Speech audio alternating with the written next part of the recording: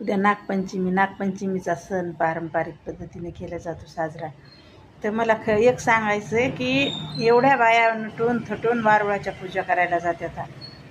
पाणी घेऊन जात्यात, ताट घेऊन जात्यात, एवढे डागडागिने घालून जात्यात आणि नागोबाला दूध पाजायला जात्यात, वाटीत दूध ठेवतात. आणि खरंच ते नाग जर वारुळाच्या बाहेर आला तर मला सांगा, तुम्ही एक तरी थांबन का तिथं?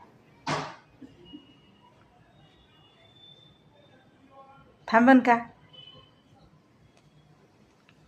मग आता कसं हे सगळे तू जाते म्हणून मी चालले म्हणून ती चालली, दागिने घालून नव्या साड्या नेसून इकडं तिकडं टेटस ठेवायचं म्हणून, अजून पुन्हा व्हिडिओ काढायचा म्हणून जास्तच.